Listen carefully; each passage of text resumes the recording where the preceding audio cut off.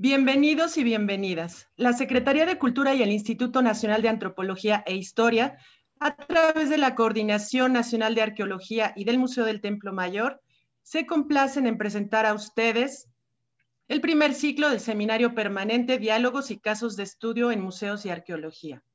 Agradecemos su presencia y la presencia de los especialistas invitados. Esta cuarta sesión está dedicada al doctor Adán Meléndez García, nuestro querido compañero, y será moderada por la arqueóloga Judith Alba Sánchez, curadora del museo, a quien cedo la palabra. Muchas gracias, Mitzi. Muy buenos días a todos por acompañarnos. Agradecemos a todos los presentes por este seminario cuyo objetivo es el diálogo con la gente que se encuentra inmersa en la operación, el funcionamiento, la administración, investigación y divulgación para buscar alternativas a las problemáticas que nos enfrentamos actualmente. Y en esta ocasión queremos recordar a todos los acaecidos por la pandemia, como lo fue nuestro compañero, el doctor Adán Meléndez García, quien formaba parte de este equipo en el Museo del Templo Mayor. Voy a leer un poco de su semblanza. Adán Meléndez García fue doctor en arqueología por la Escuela Nacional de Antropología e Historia dentro de la línea Arqueología del Paisaje. Como especialista en arqueología y etnografía del sur de la Cuenca de México, realizó trabajos de registro y análisis de excavación, documentación de festividades y levantamiento de la gráfica rupestre, lo que le permitió desarrollar estudios de la región de Chalco-Amecameca, región en la que se adentró para conocer lo que Paul Kirchhoff describió como Mesoamérica. Fue profesor de la Escuela Nacional de Antropología e Historia y como jefe del Departamento de Resguardo de Bienes Culturales del Museo de Templo Mayor, tuvo una participación activa en la divulgación del patrimonio de este recinto. Lo vamos a recordar siempre con mucho gusto y por favor les pido un minuto de silencio.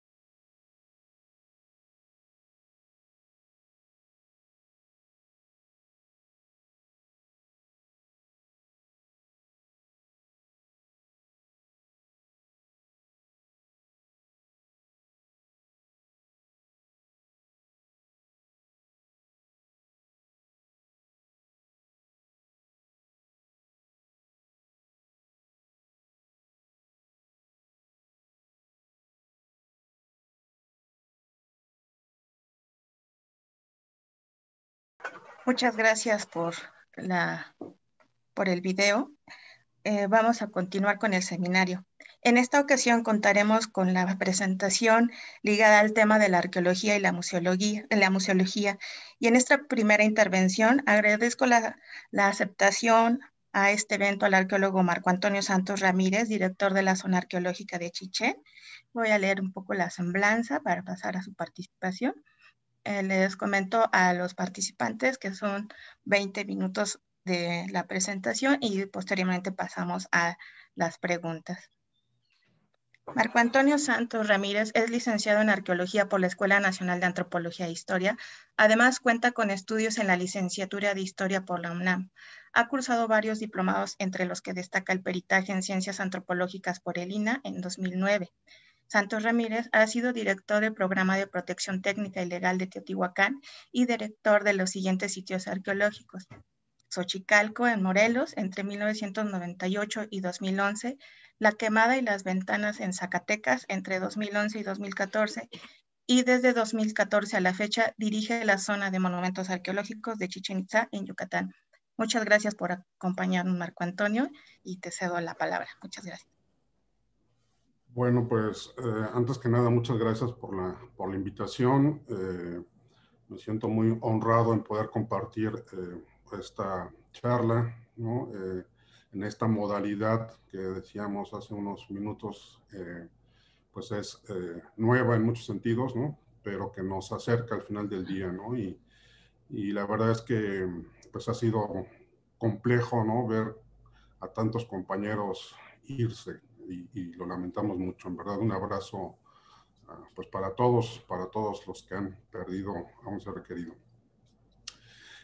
Saludar al maestro Gándara, saludar a Ana Graciela Bedoya también, tanto tiempo en el INA desde el Centro Comunitario Culhuacán, a Patti, ¿no? Directora del museo, bueno, tantas caras conocidas, a la doctora Mari Miller, por supuesto, ¿no? Muchos saludos, estimada doctora.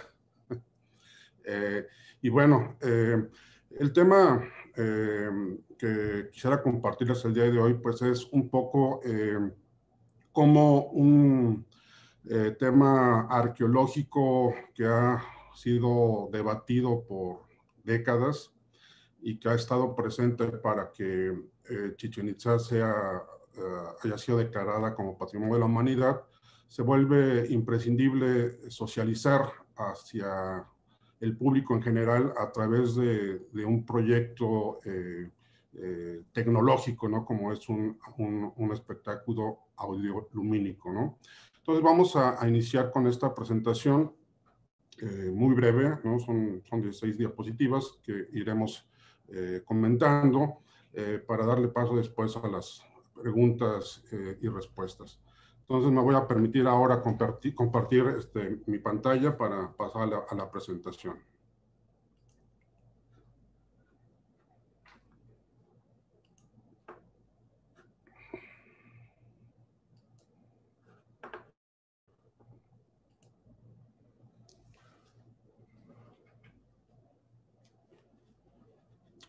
Bueno, como les comentaba, el título de la presentación es Chichén Itzá y el entorno mesoamericano, diálogos y casos de estudio en museos y arqueología. Uno de los primeros elementos que quisiera comentar es que en 1986, 88, perdón, Chichén Itzá pasó a ser parte de la lista de sitios de patrimonio mundial por la UNESCO. Y uno de los elementos o uno de los criterios que sirvieron para ello fue que pues era un ejemplo de un tiempo y un espacio determinado que marcó una historia, y en este sentido es los movimientos migratorios que se dieron en Mesoamérica entre el 900 y el 1200 después de Cristo. Este rasgo pues fue fundamental porque Chichén Itzá, junto con otros sitios, ¿no? Estuvieron entre el 700 y el 1200, ¿no? Marcando una nueva panorámica en el entorno mesoamericano. Esta idea, ¿no? Es la que nos hemos dado la tarea precisamente de poner en valor, ¿no? En muchos sentidos, en la literatura, en los proyectos museográficos también, y sobre todo ahora con el proyecto audiolumínico, ¿no? De Noches de Kukulcán, que vamos a ver más adelante.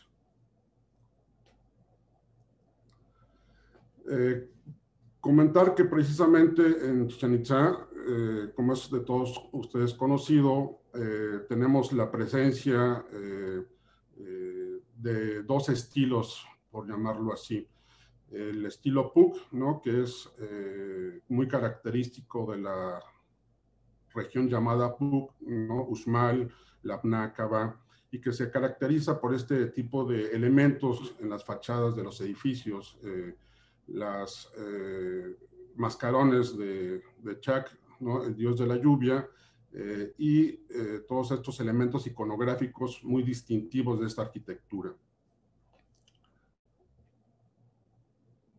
Y después lo que se ha dado en llamar, ¿no? En la misma ciudad de Chichén Itzá, el estilo Chichén, que tiene que ver mucho con los elementos del centro de México, principalmente de la ciudad de Tula.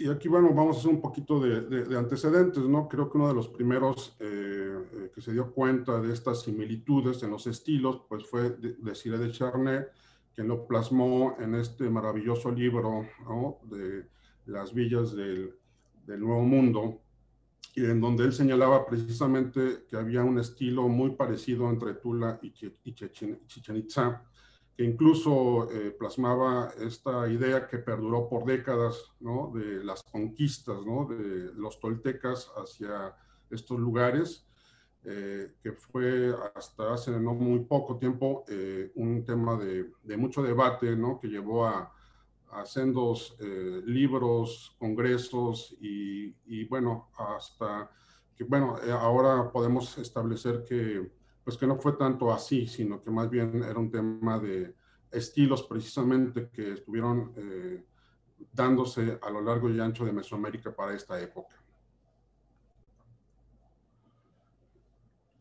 Decir que precisamente en el tema del entorno mesoamericano, bueno, el debate académico se centra principalmente en esta concepción de conquista, ¿no?, en un sentido muy amplio de lo que se conoció como lo maya tolteca y que se plasmó en algunos sitios.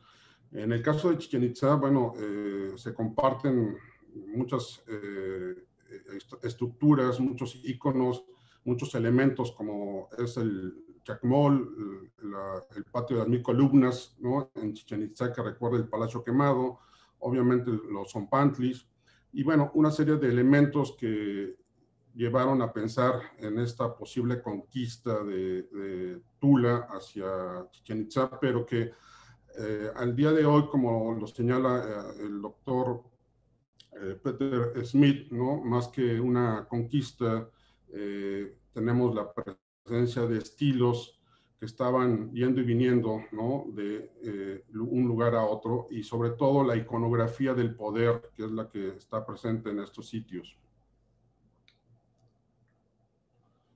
Es claro también, y aquí hago referencia a lo que ha postulado el doctor Alfredo López Austin y Leonardo López Duján, en el sentido de este panorama político, étnico, cultural, ¿no?, de los nuevos sistemas que se emprendieron a partir del 700 después de Cristo en el mundo epiclásico mesoamericano o el clásico tardío para la zona maya.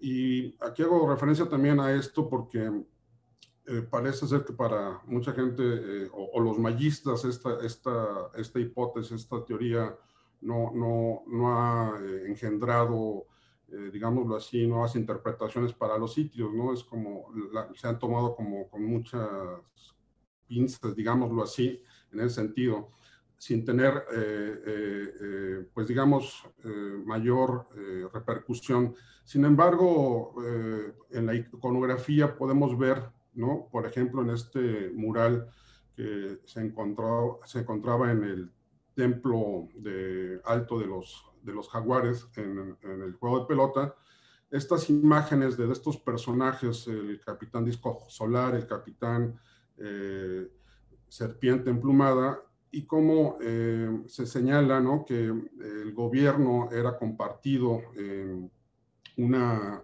situación de un gobierno, pues digámoslo así, emparentados, ¿no? Incluso en los Chilam Balam se habla de hermanos, ¿no?, para Chichén, compartiendo el poder político. Y bueno, esta es una de las características que comparten muchos sitios a lo largo y ancho de Mesoamérica, como lo vamos a poder ver, por ejemplo, en Xochicalco, ¿no? Es uno de los sitios donde tuve el privilegio de ser director y hacer algunas exploraciones también.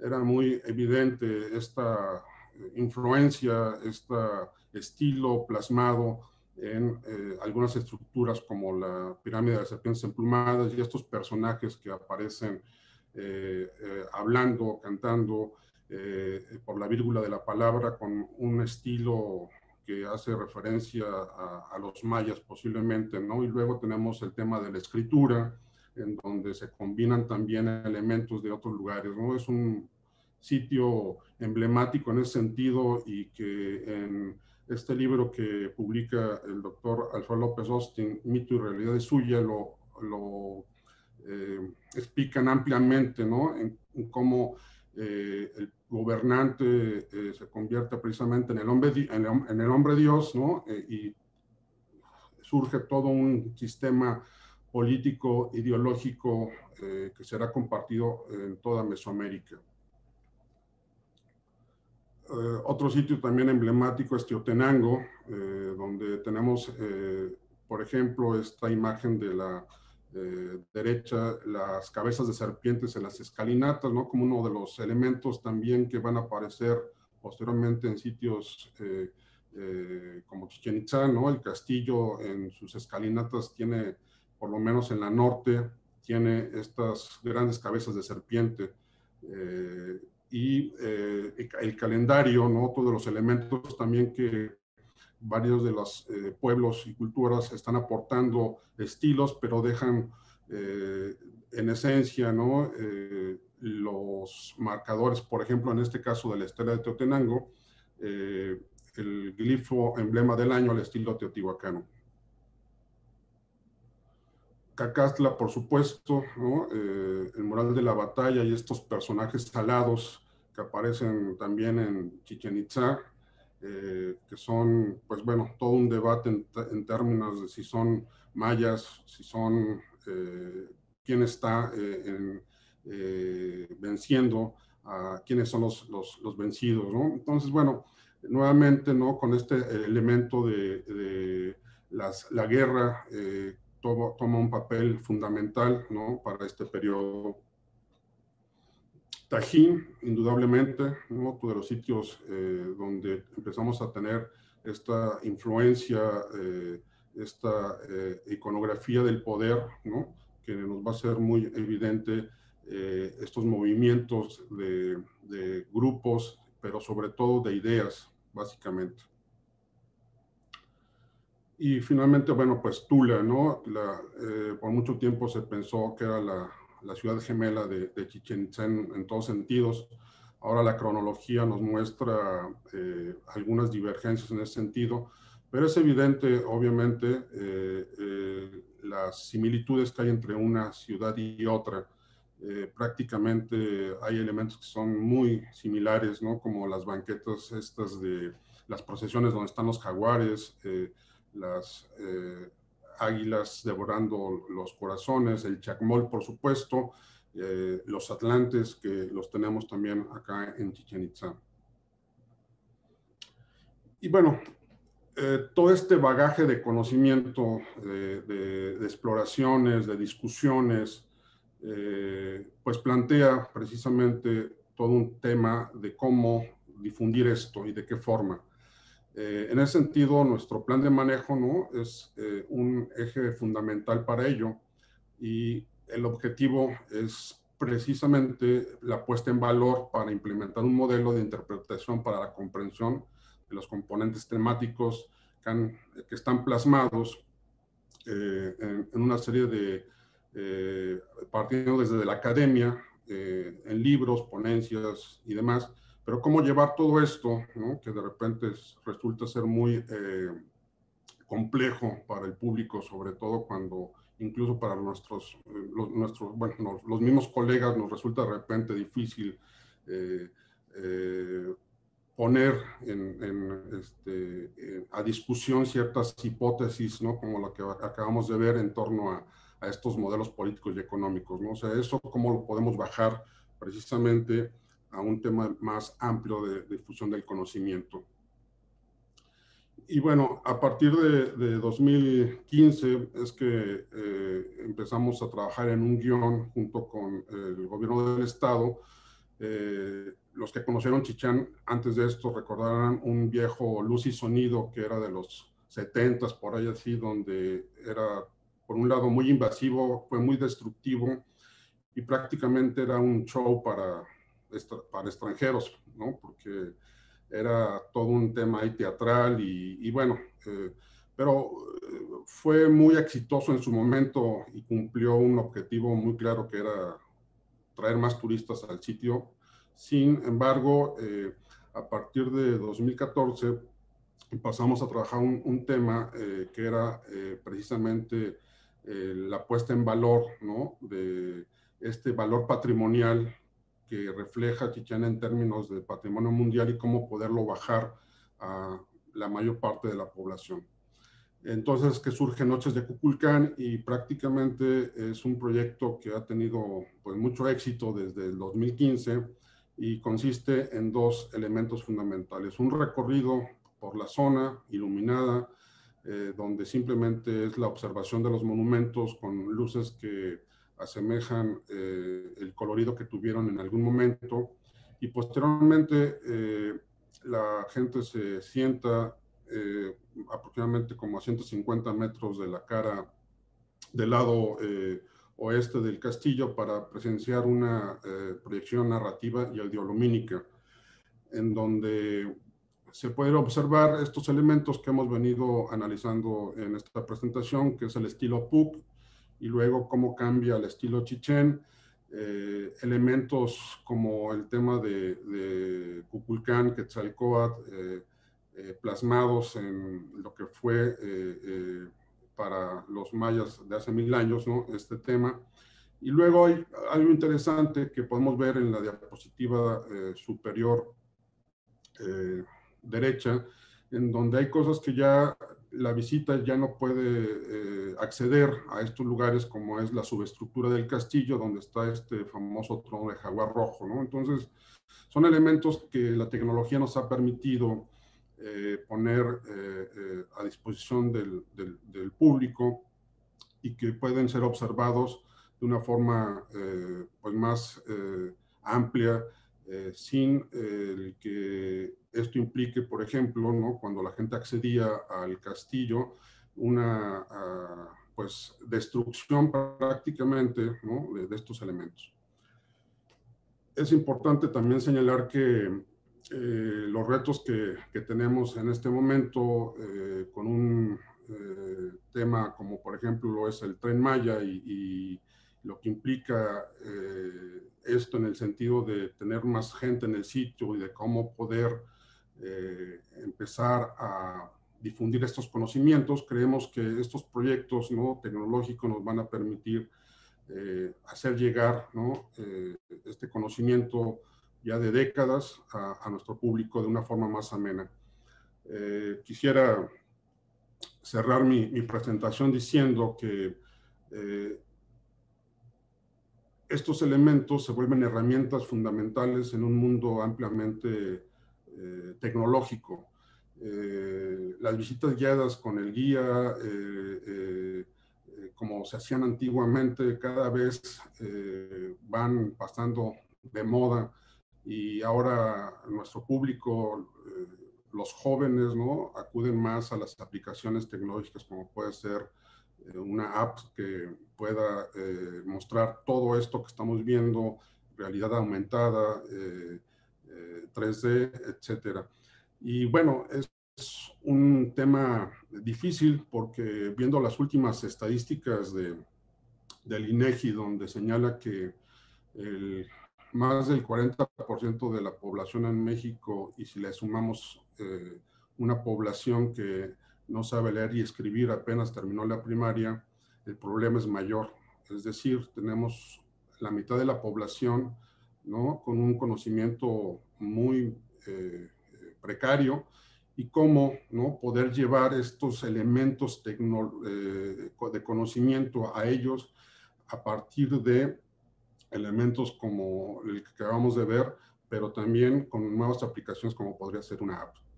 Pues bueno, yo lo dejaría hasta aquí el tema y pues agradezco a todos ustedes la atención. Muchísimas gracias, Marco Antonio. Excelente presentación. Chichén siempre ha sido un sitio de patrimonio mundial que ha sido un foco para turistas, tanto investigadores como toda la gente que va sobre todo a las playas y lo primero que piensa es pasar a Chichén, ¿no? Pero tú nos has presentado ahorita de una manera muy resumida y muy clara todos los los retos que has tenido que pasar, sobre todo, pues, desde cómo explicar a nivel investigación todo este complejo de lo que ha sido los movimientos poblacionales y que hasta la fecha entre la academia pues sigue siendo temas de debate, y cómo ir proyectando estas nuevas investigaciones en estas nuevas tecnologías, y por supuesto un gran acierto, ¿no? Cómo lo han estado proyectando. ¿Tú nos podrías contar un poquito más precisamente de todos esos retos que has tenido detrás? Por ejemplo, cómo se han hecho estos estudios de público o algunas otras consideraciones que han tomado previos a poder lanzar ya, por ejemplo, esto como las proyecciones de mapping. Sí, claro, bueno, tenemos toda una metodología siguiendo a mi maestro Manuel Gándara, precisamente, ¿no? En torno a los estudios de público, ¿no? De cómo nos ha permitido usar estas metodologías para precisamente acertar, ¿no? En términos de lo que la gente está requiriendo, ¿no? Precisamente por eso decía ahora que cuando nos presentan esquemas ya como un museo tradicional, pues estamos totalmente rebasados por lo que el público necesita y quiere y usa. O sea, ahora uno ve a la gente con su celular, ¿no? Recorriendo el sitio con una app que le va diciendo, bueno, no hay solamente una app, hay cientos de apps. En el caso de Chichén tenemos por lo menos cerca de 10, ¿no? Que te permiten hacer una visita, ¿no? Que la compras en estas, bueno, en cualquier tienda de aplicaciones de diferente índole, ¿no? Nos preocupa un poco también porque, bueno, luego se dicen cosas que, difíciles que, bueno, hay una que por ejemplo incluso habla hasta de los ovnis, ¿no? Pero bueno, eso ya es para cada gusto, digámoslo así. Y bueno, pero sí incidir en estas situaciones de cómo a partir el plan de manejo, una metodología de estudios de público, con encuestas, con entrevistas, con el buzón de quejas y sugerencias, que es algo muy interesante también, ¿no? De lo que la gente está diciendo al final, ¿no? de la presentación, pues nos guía, ¿no? Para ir viendo hacia dónde orientar, ¿no? Nuestros esfuerzos de difusión del patrimonio. Muchas gracias, Marco Antonio. Aprovecho rápidamente para mandar saludos a todos los que nos están acompañando desde Guatemala, Argentina y a todos los que están en la República Mexicana. Voy a leer una pregunta aquí como justo que tiene que ver con lo que acabas de comentarnos. Nos dicen, ¿estos eventos lumínicos no dañan en ninguna forma las estructuras? Bueno, es una cuestión que generalmente a todo público le compete, ¿no? De saber si este tipo de proyecciones afectarían y en qué tanto a la conservación de los sitios. Sí, bueno, decir que los eventos de iluminación antiguos efectivamente eran intrusivos, destructivos, porque hubo que excavar, ¿no? Incluso en las mismas estructuras para poner luminarias, ¿no? En sitios como Uxmal, como Chichén, el mismo Teotihuacán en su momento, y que ahora la propuesta ha sido ser lo menos intrusivo posible, es decir, para poder, por ejemplo, proyectar, pues todo es casi inalámbrico. Hay un camioncito que entra con los proyectores a más o menos 200 metros de la fachada oeste para poder proyectar. La planta de energía está a una distancia considerable. Cuidamos también, por ejemplo, todo lo que tiene que ver con los decibeles, ¿no? Nos preocupaba mucho la vibración, ¿no? El sonido, que fuera muy, muy invasivo y destructivo. Estando muy cerca, por ejemplo, de pintura mural, ¿no? Entonces, esa parte sí tuvo mucho que ver los dictámenes en materia de conservación, ¿no? De restauración. Y en el caso de la luz, bueno, se pidió también un tema ahí de lúmenes, de la potencia, de los colores. Y en eso, bueno, también hay mucha tecnología ya ahora. Ahora es increíble un foco muy pequeño, un LED, perdón, ahora te proyecta una luz increíblemente fuerte, ¿no? Y antes eso era, tienes que usar equipos muy, muy grandes, ¿no? En ese sentido también la tecnología ha avanzado muchísimo. Muchas gracias, Marco Antonio. Y sí, justo les comento un poco al público que nos asiste ahorita. Programar precisamente todo este tipo de espectáculo de luz y sonido sí ha ido teniendo sus evoluciones. Como lo comentaba el arqueólogo, la intensidad de la luz sí ha disminuido muchísimo, la tecnología en ese sentido sí ha estado avanzando. Por supuesto que siempre se cuenta con la dictaminación de un equipo que hay detrás de arqueólogos y de restauradores, porque nos preguntaban precisamente, como en el caso de las vibraciones que tú ya ahorita nos comentaste, en algunos lugares a veces se ponen incluso algunos aparatos de medición de sonido, y todo ese tipo de evaluaciones de acuerdo a las características que los que conocen perfectamente el sitio, pues saben en qué lugares sí y en qué lugares no haya mucho más afectación, y todo es un equipo de trabajo previo para poder después hacer todo este tipo de evaluaciones, y cada año se va como integrando un expediente. Bueno, pasamos a la siguiente pregunta. Quiero recordarles a los asistentes que están con nosotros que si quieren hacer alguna pregunta, pueden levantar aquí su manita en uno de los iconitos para poder hacer una intervención. Ahorita te doy la palabra, Lulu. Nada más rápidamente quiero pasar a la pregunta del profesor Gándara, y me pregunta que si ha pasado, ¿qué ha pasado con el museo de sitio? Bueno, actualmente el museo está cerrado por la pandemia, pero ese museo de sitio que todo el mundo conoció de los 80, finales de los 80, dejó de existir hace mucho tiempo y se convirtió en una muy pequeña sala de exhibición donde a partir de 2014 que llegué, pues empezamos nuevamente a reactivar las piezas del mes, algunas exposiciones muy pequeñas, y actualmente está cerrado. Y lo que estamos pensando ahora es precisamente con todo este tema del Tren Maya y la estación de Chichén y todo el tema de los artesanos, hacer un nuevo parador y convertir este parador que actualmente existe en una gran sala de interpretación de Chichén Itzá.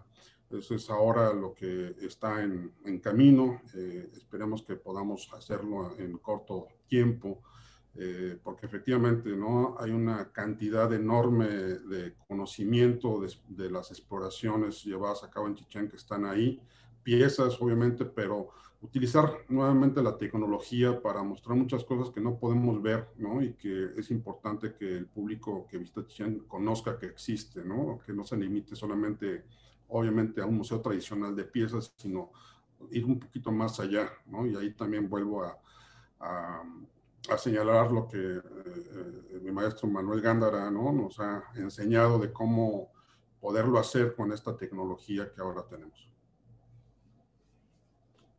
Muchas gracias, Marco Antonio. Saludos, Manuel. Qué bueno que estás con nosotros. Lulu, ¿podrías encender tu micrófono? Muchas gracias. Te cedo la palabra. Marco Antonio, yo tengo una como inquietud, porque en esta llevamos muy poquitas sesiones de seminario, pero una de las cosas que se ha visto es que el conocimiento arqueológico y de todos los datos de investigación, a veces, bueno, es difícil que se plasme en la visita del público, en los usuarios. Pero mi idea es, no se les ha ocurrido, o sea, ustedes han relacionado a Chichén con Tula, yo pienso en las banquetas del Chacmol de Templo Mayor, en una ruta. O sea, no solamente el museo, Chichén, la zona arqueológica difundida hacia adentro, sino hacia afuera, para conectar con estas aplicaciones o con estas guías, un como corredor que conecte a esas zonas y a otras, porque esos datos muy pocas veces, siempre se dicen, pero como que no se diseñan en un programa que vincule, que estimule que la gente vaya a varias zonas. Esta misma presentación que tú nos pusiste se podría diseñar para un guión que permitiera conectar la visita de esas zonas, porque siempre está Templo Mayor hacia adentro, Chichén hacia adentro, y se menciona lo de afuera, pero no hay, a pesar de que hay una tendencia a que la gente visita las zonas arqueológicas, pero que las visite con una intención de conectarlas. ¿Ustedes han pensado en eso? Gracias. Sí, bueno, creo que ese es el paso que seguiría en ese sentido, ¿no? O sea, coincido contigo como precisamente el conocimiento arqueológico es muy denso de repente, ¿no? Y vaya, incluso convencer a los mismos investigadores que aporten ese conocimiento, que lo tienen para que se vierta en un proyecto de iluminación, mi experiencia ha sido muy compleja, ¿no? Por ejemplo, recuerdo al buen Norberto González Crespo, director del proyecto arqueológico de Xochicalco. Fue en verdad dificilísimo convencerlo, ¿no? Para que colaborara con nosotros en un guión audiolumínico para Xochicalco en su momento, ¿no? Pero quién mejor que él, ¿no? Que tenía todo este conocimiento de excavaciones para plasmarlo, ¿no? Y la verdad también comentar que cuando se han hecho estos proyectos, ¿no? El conocimiento realmente, digamos, hace el clic final de la investigación arqueológica, la difusión, ¿no? Y en verdad lo hemos visto porque cuando se hacen las encuestas de salida del público, pues la gente sale con un mínimo conocimiento más, ¿no? Del sitio. ¿Por qué? Porque lo viene una imagen, porque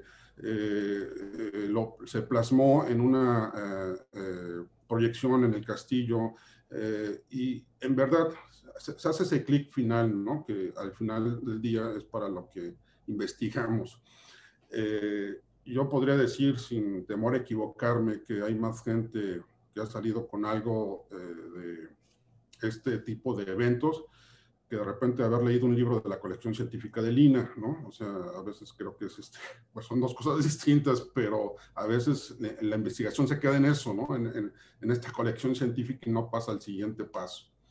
Y efectivamente, creo que uno de los temas que está ahí pendiente es el tema de la historia comparada en Mesoamérica, ¿no? Efectivamente nos quedamos con nuestro sitio y pensamos que estamos en una burbuja y que no pasaba nada, y nos cuesta mucho trabajo precisamente entender al público, ¿no? Bueno, los investigadores lo saben, pero al público que Chichén, por ejemplo, estaba relacionado con Mayapán, con Ekbalam, ¿no? Y que formaron una liga, ¿no? Y que al final del año 1200 aproximadamente Mayapán, ¿no? Vence a Chichén en una batalla y entonces toma el poder que ostentaba Chichén Itzá, ¿no? Y muy poca gente va a Mayapán, ¿no? O sea, de esa gente que llega a Chichén Itzá, que son más o menos 2.5 millones de personas al año en 2019, muy poca de esa gente va a Mayapán o a Ekbalam o a Uxmal, ¿no? Entonces, efectivamente, creo que estas nuevas herramientas nos permitirían vincular, ¿no? Esta historia que se comparte en Chichén, en la península, pero también en Mesoamérica. O sea, este tema de estos sitios que están a la par de Chichén y cómo vemos plasmadas estas influencias, estos estilos, esta iconografía del poder en los sitios, es realmente interesante. O sea, porque siguiendo al doctor López Austin, vemos ahí el núcleo duro, ¿no? De la cosmovisión mesoamericana, y cada cultura, cada pueblo, cada sitio le da una particularidad, ¿no? En plasmar las ideas, ¿no? Entonces es muy interesante esta parte que se propone ahora. Ok, tengo una pregunta más aquí precisamente para ahorita los tiempos que se han pasado durante este año y que ha sido como que un parteaguas para poder estructurar los trabajos en todos los centros. Nos preguntan, ¿hubo oportunidades de conservar y componer aspectos del sitio precisamente durante esta pandemia? Sí, bueno, obviamente, aunque estuvimos cerrados durante 6 meses, nos fuimos de equinoccio a equinoccio, no dejamos de darle mantenimiento al sitio, menor, pero cuando tuvimos que cerrar, estábamos también cerrando un proyecto de conservación muy importante que atajó e intervino el juego de pelota, el templo inferior de Guerreros y la iglesia. De tal suerte que la iglesia es puedo decirlo ahora, el único monumento de Chichén que está totalmente estable en todo sentido, ¿no? O sea, después de décadas de insistir para recursos, pues se dotaron. Otra cosa importante de señalar, que precisamente los recursos de este proyecto audiolumínico, parte de esos recursos nos permitieron emprender proyectos de investigación y conservación. Eso es muy importante porque una de las condiciones ahora, ¿no?, que estamos poniendo, sobre todo para el gobierno del estado, que es el que más cobra en Chichén, es precisamente que estos recursos o parte de ellos se queden para la conservación e investigación de los sitios, ¿no? O sea, entendemos que todo el mundo ahora requiere recursos, urgen recursos, pero por fin hemos logrado un convenio donde el gobierno del estado nos va a regresar estos recursos, ¿no?, que por décadas había estado llevando sin regresarle un peso al sitio. Con estos recursos del proyecto audiolumínico de 2016, 17 y 18, en 2019 emprendimos nuevamente exploraciones arqueológicas en el área del grupo de la serie inicial, donde se están excavando el templo de los caracoles, el templo de la luna, y que vamos a reiniciar este año nuevamente esas exploraciones. Asimismo, estamos programando la conservación de algunas otras estructuras en el sitio, como puede ser el caracol, las plataformas que también le urgen a ellas, el Zompantli, la de Águilas y Jaguares, y la de Venus. Entonces, vaya, esta es la parte virtuosa de un proyecto de iluminación. Si bien por un lado nos permite difundir este conocimiento de décadas de exploraciones, cuidamos al máximo la parte de las estructuras de la conservación y nos aporta recursos para seguir explorando y conservando el sitio. O sea, son procesos realmente virtuosos, donde pues se ha respetado al máximo, primero obviamente, el sitio. Ok, nos pregunta por aquí alguien. Mari, ¿quieres participar? Mari Barajas. Sí, gracias, Judith. Felicidades, Marco Antonio, muy interesante tu ponencia. Yo quisiera hacerte dos preguntas en relación con estas apps que tú comentas que se le ofrece al público. No sé si haya una vinculación, es decir, más que una vinculación, si estas aplicaciones se generan a partir de un consejo del instituto, o son aplicaciones que dependen de distintas instancias. Eso, digo, como comentabas, esta cuestión de que en algunos casos hay cierta información que quizá no concuerden con ella, me gustaría entender si dependen todas de una misma instancia o cómo es que se han generado. Claro. Sí, creo que pasa un poco también como con las publicaciones de repente, ¿no? Casualmente, antier estaba en la Gandhi, compré un libro sobre Chichén, trae mucha información, pero en ninguna de las fotografías le da crédito a Lina o agradece a Lina o pagó los derechos a Lina. En el caso de las aplicaciones es lo mismo. El tema de regular este tipo de situaciones es muy complejo porque las imágenes obviamente son propiedad de la nación, hay que pagar un derecho, y muchas de estas aplicaciones se limitan a eso, a pagar los derechos para poder usar imágenes, pero el texto y los contenidos no pasan por el Consejo de Arqueología, no pasan por el INAH mismo. Entonces es difícil esa parte. La regulación, habría que empezar a construir, ¿no?, este tipo de normatividad para poder, las mismas tiendas de aplicaciones deberían de exigir tal vez de repente un permiso, en el caso de los sitios de México, pues del INAH, ¿no?, en todo caso, ¿no? Pero sí es importante porque nos pasa mucho, por ejemplo, con los programas de televisión, ¿no? O sea, ahora las grandes plataformas como Discovery, National Geographic, ABC, ellas ya no producen los programas, los contenidos, sino son terceros. Y estos terceros, ¿no?, siempre llegan al sitio diciendo que vienen, pues, que es la National Geographic, pero no es una empresa, ¿no? Entonces, pagan el derecho de filmación, ¿no?, pero siempre traen a la estrella que no es mexicana, ¿no? Bueno, el arqueólogo, pues, ¿no?, y vienen de otros lados, y lamentablemente a veces se les pide ahí sí un guión, pero ya cuando están en el sitio, el guión no lo respetan y quieren hablar de ovnis y de esas cosas, ¿no? Entonces, alienígenas ancestrales le hemos negado 1000 veces el permiso de filmar en Chichén, por ejemplo, ¿no? Y vaya, y así como esas te puedo decir muchas de que en verdad lees el guión y dices, no, no puede ser posible, o sea, no, o sea, ahí sí somos muy estrictos en ese sentido, es decir, yo niego todo aquel permiso que no difunda un conocimiento científico primero y que tenga que ver en estricto sentido por lo que Chichén fue declarado como Patrimonio de la Humanidad. Es decir, estos 3 criterios por los cuales Chichén fue declarado Patrimonio de la Humanidad tienen que estar plasmados en cualquier elemento de difusión en todos sentidos, porque es lo que nos interesa al final del día, ¿no? Muchas gracias, Marco Antonio. Y exacto, ¿no? De todo lo que tiene que ver con la regulación del patrimonio, pues también parte de este, esta característica de divulgar lo que hasta ahorita se tiene precisamente de la investigación y apegarnos también a esa, pues a esa normatividad, ¿no? De no poder, no difundir algo que a lo mejor no es cierto, ¿no? Nos comenta por aquí Teresa Michelin Pérez, según datos del INEGI del censo del 2020, la disponibilidad de teléfonos celulares en las viviendas creció del 65.1 al 87.5%.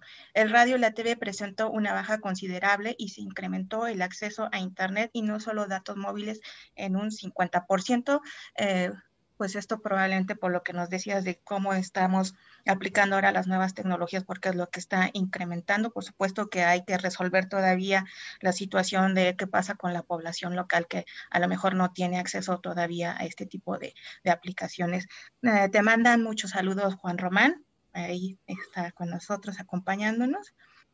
Mira, comentarte con respecto a esto de los celulares, sí.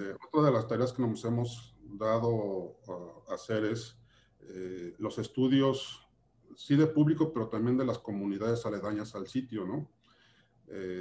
Y bueno, Chichén mueve la economía local y regional, ¿no? Y de la península. Y en verdad vemos como todo artesano tiene mínimo un celular o 2, ¿no? Habla 5 idiomas, cobra con tarjeta, ¿no? Con su celular. Entonces, ha crecido impresionantemente, ¿no? El uso de la tecnología, porque es una necesidad, ¿no? Una necesidad de comunicarse, una necesidad de cobrar ahora, ¿no? Porque ya prácticamente no hay problema que no tengas pesos o dólares, ¿no? Con tu celular lo pagas. Entonces, esas tecnologías que empezamos a ver en otros países como en China, ¿no? Con los códigos QR, ¿no? Ahora acá los propios artesanos, ¿no? Mayas de la región lo están haciendo y el tema de la comunidad es muy interesante ver cómo todos tienen ahora un celular. O sea, en verdad yo diría que el 90 y tantos % de la población, por lo menos en Chichén, tiene un celular, ¿no? A lo mejor no sabe hablar todavía español, pero sí tiene el celular. Y eso lo hemos constatado en las comunidades. Ok, creo que esto nos liga a esta pregunta que tenemos aquí en el público. Dice, ¿tienen pensado realizar actividades en redes sociales o presenciales para abordar actividades de la conmemoración de los 500 años y el 200 aniversario de la independencia? Bueno, el instituto tiene toda una agenda en ese sentido, ¿no? A la cual obviamente nosotros como sitio y el instituto se está sumando, ¿no? Hay diferentes actividades que creo pueden ser consultadas en la página de la Secretaría de Cultura, ¿no? Toda la agenda y las conmemoraciones que vienen a la par en ese sentido y cómo el INAH se va a sumar a ellas.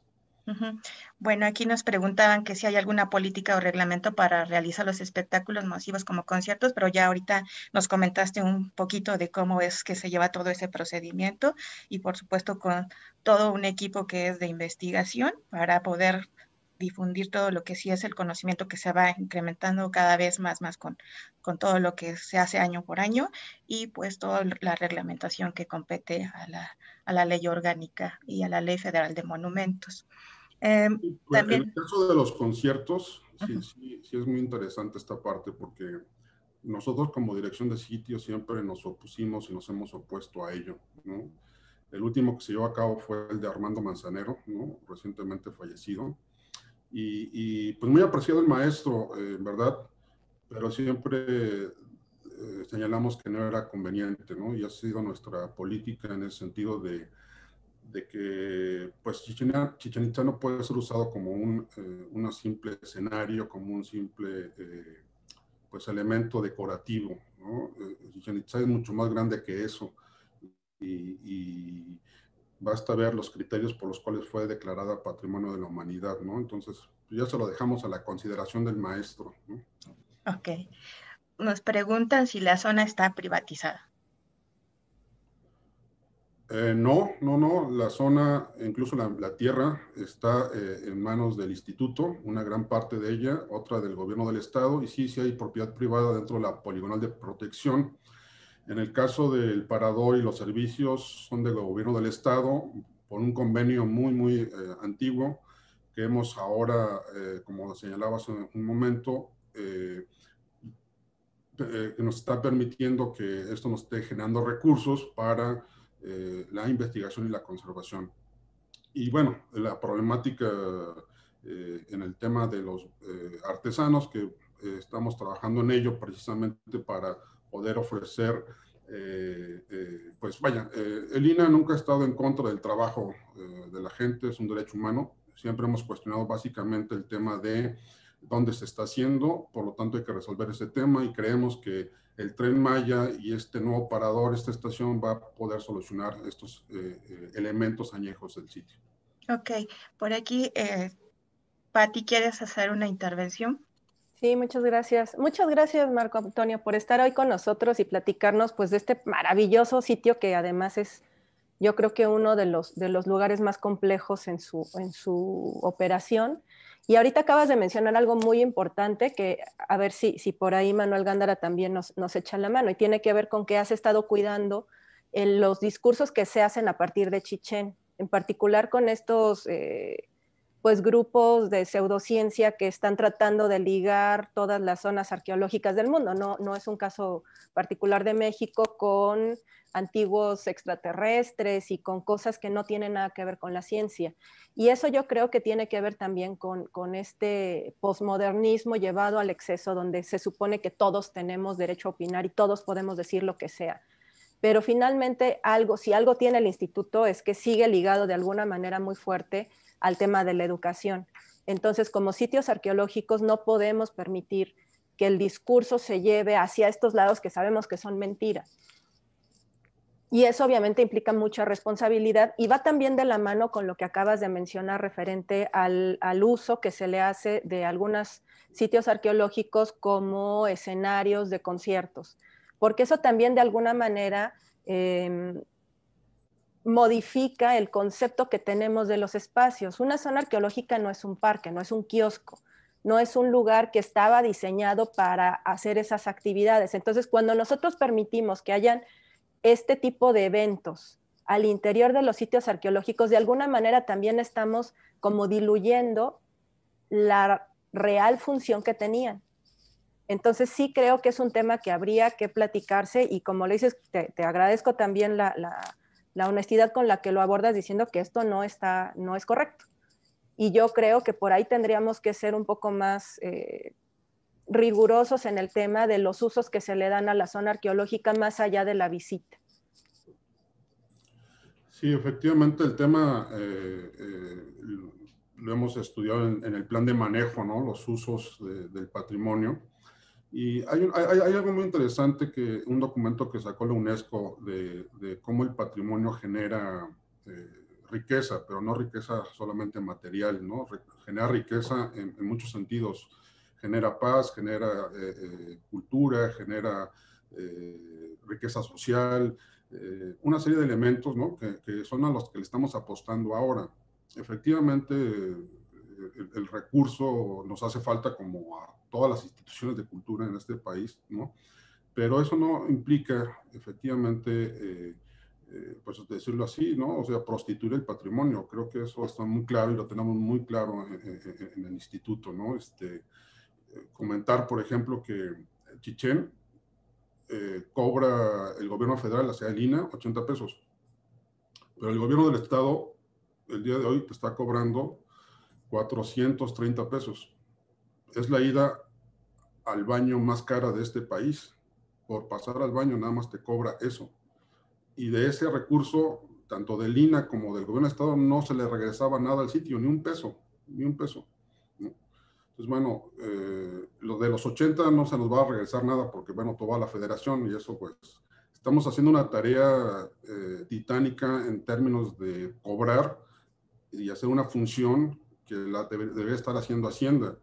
Y tengo que destinarle una gran cantidad de recursos humanos, financieros a esa parte que no me genera nada para el sitio, ¿no? Ahora hemos logrado que este recurso que el gobierno de Estado se lleva de Chichén, nada más por poner una cifra, 2019, nosotros fuimos el sitio uno de los sitios más visitados en 2019, atrás de Teotihuacán prácticamente y del Museo de Antropología. Pero fuimos el sitio que más recursos generó para este país. 160 millones de pesos recaudó solo Chichén. No hay sitio que me ganara, ¿no? Ni espacio cultural que me ganara en generar dinero. De esos 160 millones, yo le cuesto al INAH alrededor de 14 millones de pesos, incluyendo las nóminas de todos, custodios, ATM, etcétera, ¿no? Pero el gobierno del Estado en 2019 se metió 540 millones de pesos, ¿no? 540 millones, que sumados a los 160 estamos hablando de más de 700 millones de pesos que genera Chichén. O sea, un sitio arqueológico, ¿no?, en este país puede generar esa riqueza material, ¿no? Y a veces es por donde más se va o más se visibiliza. Sin embargo, yo al ver la cantidad de turistas que llegan y se están yendo el castillo y uno se pregunta, ¿no?, ¿a qué vienen, no? Y vienen a observar, ¿no?, la grandeza de la creación humana plasmada en un monumento. Y hablamos lenguas distintas, venimos de culturas muy distintas, pero eso nos identifica como humanidad al final del día y es lo que precisamente, ¿no?, necesitamos difundir, ¿no? Que el patrimonio, en lugar de separarnos, nos une y nos une en una visión de humanidad como seres creativos, ¿no? Eso es lo que representa precisamente el ser patrimonio, ¿no? Y en ese sentido, pues sí, hemos cuidado mucho este discurso porque yo les digo en broma, ¿no? Cuando la gente cree que esto lo hicieron los extraterrestres, es que como humanidad tenemos muy poca autoestima porque pensamos que no podemos crear cosas como esta y eso es el claro ejemplo de que sí, y que podemos crear ahora cosas como esas o increíbles como seguir pensando en a otros planetas, ¿no? O sea, nuestra creatividad no tiene límites, ¿no? Eso es lo que nos señala el patrimonio. Ese es el ejemplo claro de cómo el patrimonio nos sirve en este momento porque nos da un aliento de esperanza, nos da un aliento de saber que podemos hacer cosas grandiosas como las que vemos en el castillo. Muy bien, Marco Antonio. Tenemos unos minutitos para una última intervención muy breve. Por aquí quiere participar Edgar. ¿Quieres participar? Adelante, abre tu micrófono. Muchísimas gracias por la invitación. Gracias también por la excelente presentación. Y sí, es que como estoy viendo el reloj, por eso lo estaba escribiendo en el chat, pero lo comparto para todos, es la cuestión de la sensibilización hacia el público. Bueno, al menos yo visité la última vez Chichén en 2018 y trato de recordar qué tanto se ayuda entonces al público visitante a generar conciencia sobre los diferentes valores que encontramos en Chichén, porque pues es tan complejo que ya se resaltó la cuestión de los valores científicos, pero que hay también de los identitarios, de los valores pues hasta económicos, aunque no los quisiéramos mencionar siempre, pero pues es la cuestión también ambiental, ahorita que integraba el asunto del Tren Maya, es decir, todo eso, ¿qué tanto se está integrando ahora en la señalética, en los guiones curatoriales en el museo o a lo largo de la zona arqueológica? O si hay un proyecto a corto plazo para trabajar esa cuestión. Muchas gracias. Sí, claro. Sí, bueno, en tema de las excavaciones arqueológicas que se están llevando ahora a cabo en la serie inicial, ¿no?, el grupo de la serie inicial, precisamente se ha respetado mucho el tema del entorno de la flora y la fauna, ¿no? Porque nos interesa mucho esa parte, abrir esta nueva área, ¿no? Próximamente en un concepto totalmente distinto de visita, en donde la gente, pues vaya, no solamente vea el tema arqueológico, sino también el tema de la naturaleza, el entorno que está ahí, ¿no? O sea, que es... Uno puede observar, por ejemplo, las fotos de hace 100 años, cómo el sitio estaba totalmente pelón, prácticamente no había selva. Lo que vemos ahora es que se ha regenerado la selva en los últimos 100 años y ha invadido los monumentos, ¿no? Pero ahora se ha excavado pensando en ello precisamente, ¿no? El no pelar los sitios como era tradición arqueológica en muchos lugares, ¿no? Llegaba el arqueólogo y pelaba todo. Y eso traía sitios muy calurosos, ¿no? Y vaya, cambiaba el entorno totalmente, ¿no? Ahora con lo del Tren Maya también hemos estado muy de la mano, porque precisamente el eje de trazo, que aún no está definido, ¿no? Hemos incidido para que no corte, pues, estos pasos naturales de la fauna, ¿no? Por ejemplo, fue increíble ver, ahora con la pandemia, cuando estuvimos cerrados, cómo la fauna regresó al sitio. Bueno, ha estado siempre ahí, pero ahora era más visible, ¿no? Entonces los venados corrían por la plaza, avistaron a felinos, ¿no? Muy cerca del castillo. Entonces, bueno, nos regresó. Y la otra parte que comentabas de precisamente cómo la gente se apropia de su patrimonio ha sido bastante gratificante. Yo tengo más o menos como 25 años trabajando en el instituto y uno de los temas ha sido ese, la apropiación del patrimonio, porque partimos del hecho de que la gente no puede proteger lo que no conoce, lo que no ama, lo que no respeta. Y últimamente, ¿no? Las experiencias que hemos tenido de poner un letrero, de poner una cuerdita y de volverlo a poner 1000 veces y de volver a poner el letrero, han tenido éxito. Y han tenido éxito a tal grado, ¿no? De que ahora cualquier persona que osa subirse al castillo es bajada al instante, no por el custodio, no por el policía, no por la autoridad, por la propia gente. La propia gente, ¿sí? Es increíble cómo siente ahora una ofensa el que alguien se atreva siquiera a pasar un cordón y tocar el monumento. Esa parte fue educación y educación de años del custodio, de poner el letrerito, de poner el cordón, de llamar la atención. La gente ha aprendido ahora, ha hecho suyo el patrimonio y lo cuida y lo respeta, independientemente de dónde vengas. Sabes que no lo puedes hacer. Nos tocó hace muy recientemente, y fue sonado en redes, ¿no? Una dama que osó subir al castillo. No fue cierto lo de las cenizas, eso sí tengo que decirlo, no esparció cenizas, pero la gente la bajó porque le empezó a gritar, a decirle bájate, bájate, y cuando estaba abajo a punto de golpearle y de lincharla prácticamente, tuvimos que llegar al rescate, ¿no? de la dama.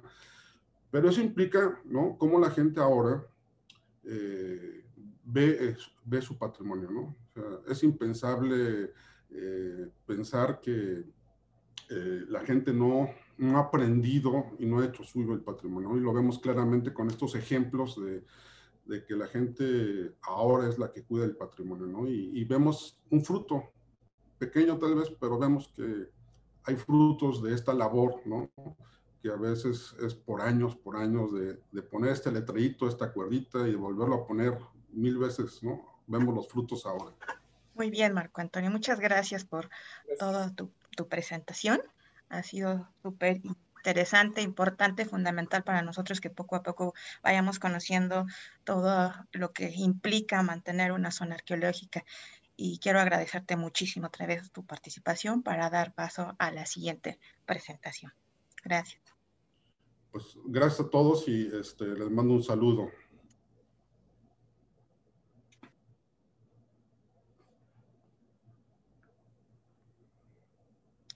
Bueno, pues pasamos a la siguiente presentación. Voy a hacer la lectura de la semblanza para que pueda entrar la siguiente participante, la maestra Ana Graciela Bedoya. Ella es investigadora de tiempo completo en el INAH. Su trabajo se ha centrado en la teoría y práctica de la relación entre la educación y los museos, promoviendo la formación del personal en los museos de múltiples entidades de la República, en numerosos talleres de planeación y elaboración de guiones, así como en diseño de materiales y actividades educativas. Ha coordinado el Programa Nacional de Museos Comunitarios, el Programa Nacional de Servicios Educativos de los Museos del INAH y durante un año el proyecto de creación del Museo Nacional de Arte Popular. Ha publicado libros y numerosos artículos y ponencias especializadas, tanto sobre museología como de filosofía para niños, así como de divulgación. Y desde hace 8 años forma parte del consejo editorial de la revista especializada Gaceta de Museos. Ha desarrollado una veintena de guiones temáticos para exposiciones comunitarios, itinerantes y con niños. Recibió la mención honorífica en la edición 2003 de los premios nacionales que otorga el INAH en la categoría de planeación de museos por la creación de un museo comunitario infantil en Santa Ana del Valle, Oaxaca. Y recientemente culminó una máster en museología por el Instituto Iberoamericano de Museología. Actualmente participa con el Comité Científico del Centro INAH Morelos para la elaboración del guión temático para la reapertura del Museo Regional. Fue becaria del Instituto para el Avance de la Filosofía para los Niños en la Universidad de Montclair, New Jersey. Ha sido coorganizadora, ponente y tallerista de numerosas conferencias nacionales e internacionales y ha explorado la relación entre museos y filosofía para niños a través de experiencias directas y algunas de ellas publicadas.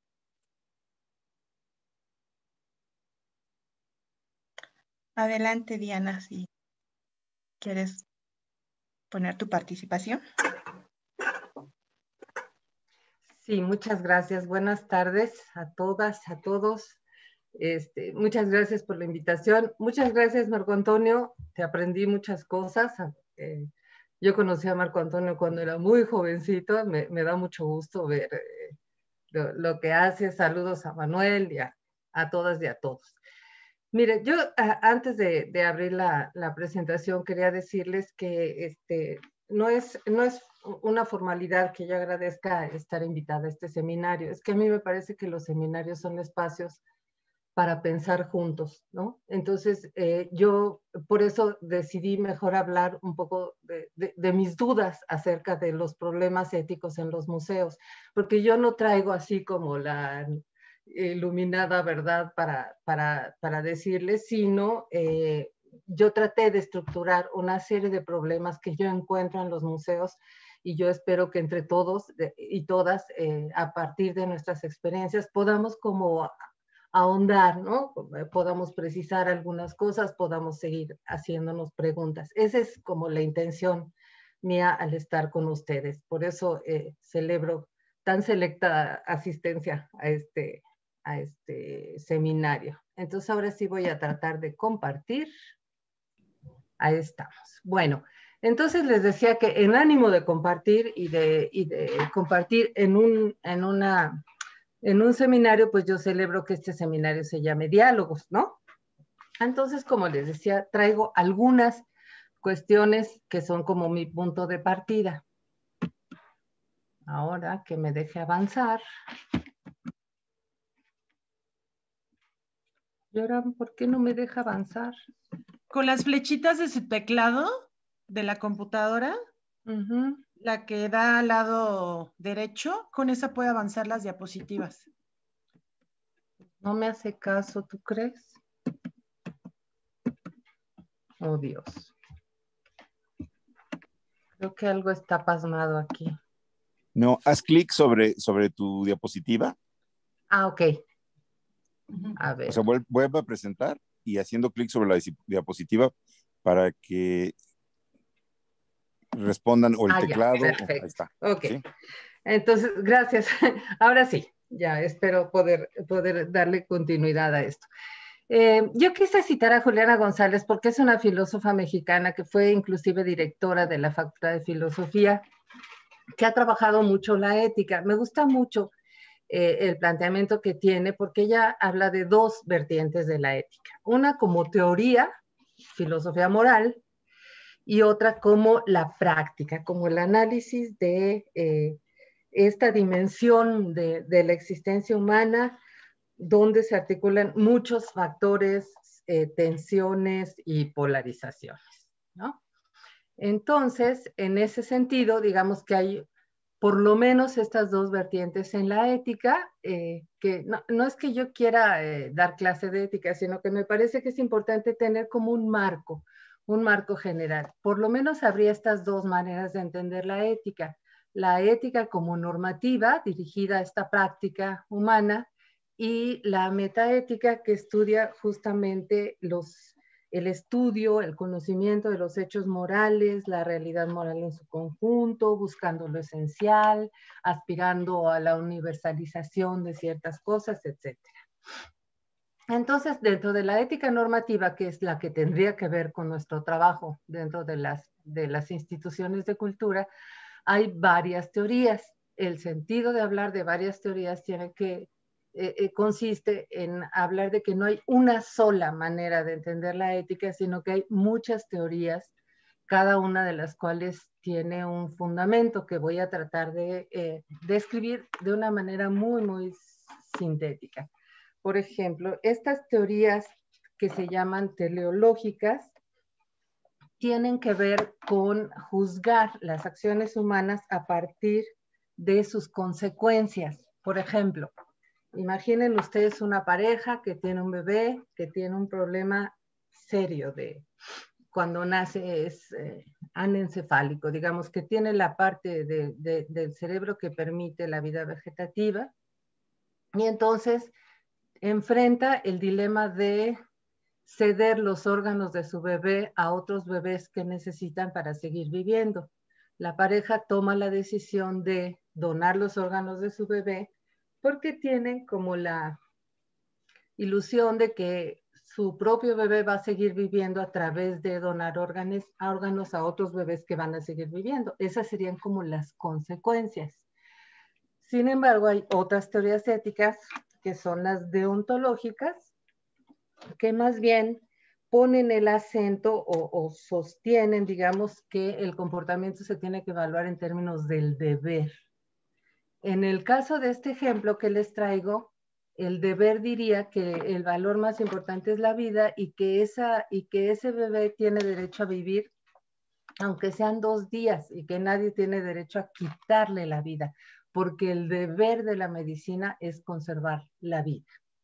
En este marco, digamos, de teorías es donde se ubica, por ejemplo, la ética kantiana, que es famosa por ser la más dura, la ética más, digamos, que busca la consistencia a toda costa y que habla del imperativo categórico, que es el principio de que todo lo que nosotros decidamos hacer tiene que estar orientado por lo que deberían de ser principios universales, como hacer el bien siempre, en todo caso, o decir la verdad, siempre la verdad, solo la verdad en todas circunstancias, ¿no?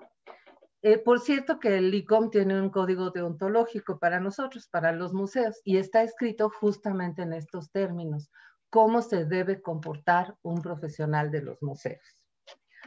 Otro grupo de teorías tienen que ver, aunque muchas de estas teorías de la ley natural se fundan en cuestiones religiosas, ¿no? Hablan de que Dios nos dio la vida y que nosotros tenemos que conservarla, de preservarla a toda costa, ¿no? O bien consideran justamente que como es un bien que viene de un poder superior, entonces la vida es sagrada, ¿no? Y finalmente las teorías éticas de la virtud, que empiezan desde los griegos, ¿no? Que hablan de que el comportamiento se debiera juzgar y orientar en función de un ideal de persona.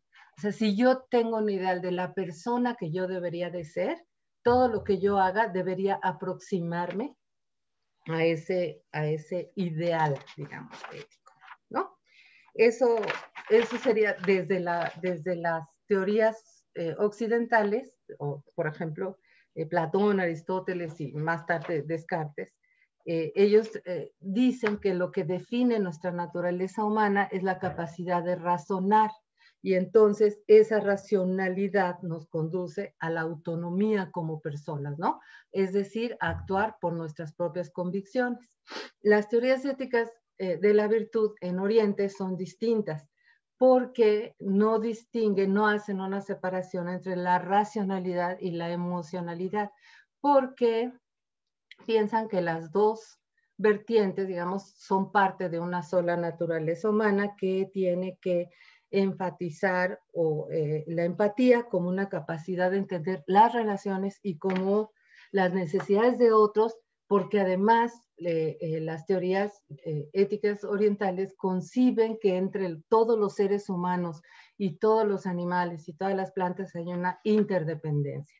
Entonces, como que lo más importante es la empatía. Bueno, en ese marco así tan general, ustedes habrán visto que en todas las teorías éticas hay ciertos valores, ahorita se hablaba de valores, que tienen importancia en lo que nosotros hacemos tanto en las instituciones de cultura en general como en los museos en particular. Yo encuentro, y es que tenemos poquito tiempo, ¿no? Me gustaría hablar de 3 campos problemáticos que implican la ética en los museos. El primer problema es de la verdad. Ustedes de alguna manera se refirieron a eso con los ejemplos de Chichén Itzá, ¿no? De cómo hay gente que altera lo que ustedes consideran que es el producto de la investigación científica, ¿no? Y quise traer esta imagen del Museo del Hombre de Tepexpan. No sé si se acuerdan ustedes que es un museo que tenía este mural y todos los niños de las escuelas pasaban por Tepexpan antes de ir a Teotihuacán. Y me acuerdo mucho que en los años 90, en la primera mitad de los años 90, Enrique Nalda, quien todos recordamos de diferente manera, yo con mucho cariño, y sé que Manuel también, estaba muy bravo y decía, hay que cerrar ese museo porque dice puras mentiras, ¿no? Dice puras mentiras porque, claro, pues se había abierto y se habían expresado los conocimientos que se tenían hasta un cierto grado de avance en la investigación arqueológica, pero después la propia investigación pues mostró que no era hombre, sino que era mujer y que no tenía 10,000 años, sino que mucho menos, y en fin, puso en duda todo lo que decía ese museo, ¿no? Entonces, ese es no es estrictamente un problema científico, pero sí es un problema de cómo mostramos la verdad en los museos, ¿no? Yo pensaba que lo ideal sería tomar ese ejemplo justamente de Tepexpan para plantear la historia de la investigación arqueológica en la Cuenca de México y entonces mostrar que nosotros conocemos y interpretamos nuestro conocimiento desde un cierto paradigma, ¿no? Bueno, me voy a ir más rápido.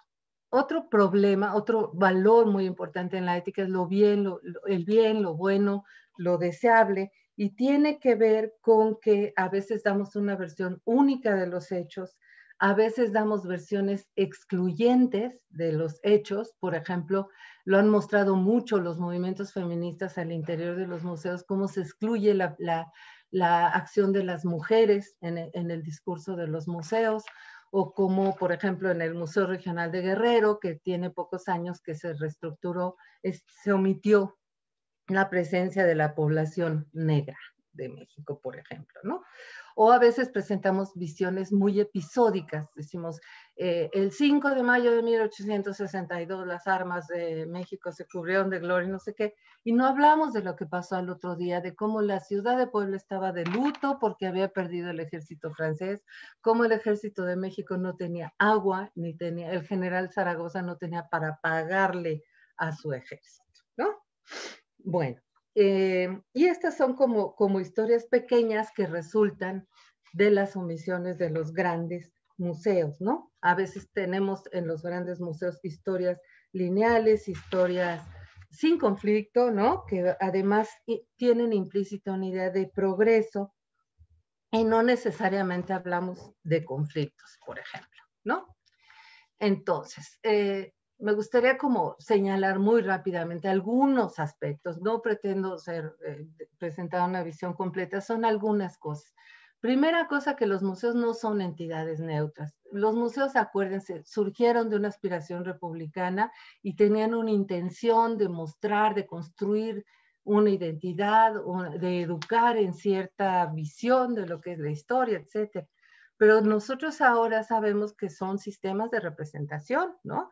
Tienen una dimensión semiótica en la que extraemos de la realidad un objeto de uso, lo volvemos un objeto histórico, lo convertimos en fuente de información, de comunicación y de apoyo a una narrativa muchas veces descontextualizada. Así se construyen los discursos. La segunda dimensión que tiene es política, ¿no? Porque nosotros producimos discursos que tienden a perpetuar ciertas visiones o tienden a fundar o a perpetuar ciertas visiones. Ahora estamos viendo cómo en toda Latinoamérica se discute cómo descolonizar los discursos de nuestros museos, ¿no? Y finalmente en los museos nosotros tenemos ciertos modelos de representación. Por ejemplo, si se fijan y no piensan en un museo en particular, sino en los museos primermundistas, por ejemplo, todo lo que no es occidental se presenta como arte, ¿no? Como algo sin contexto, como algo sin historia, como algo congelado, ¿no? Mientras que hay otros museos que pretenden no juzgar desde una perspectiva etnocéntrica, sino tratar, como nos enseñó Boas muy al principio del siglo pasado, que cada sociedad se tendría que explicar en sus propios términos y no desde un punto de vista etnocéntrico o colonizante, ¿no? Entonces, en ese sentido, ¿qué es lo que podríamos como pensar?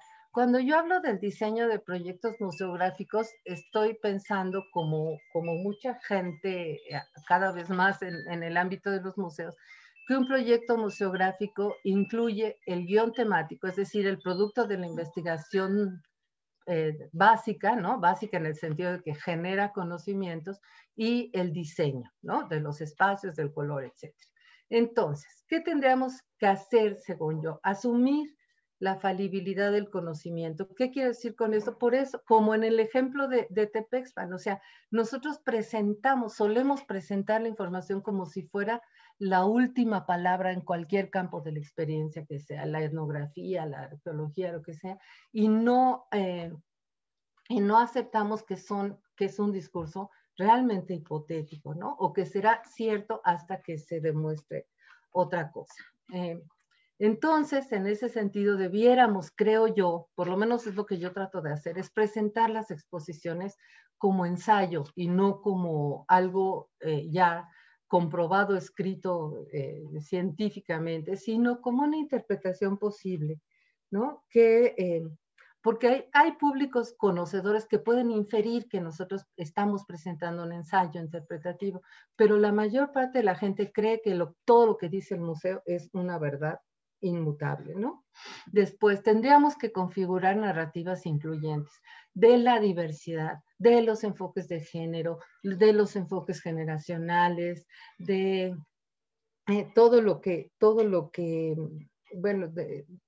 tenga que ver, digamos, con los sectores subalternos, ¿no? No hace mucho yo leí un artículo de un estadounidense que hablaba de una exposición que había visto de Egipto, y nada más se hablaba de la gente del poder, no se hablaba y los esclavos, ¿no? Y toda la gente que construyó, etcétera, ¿no?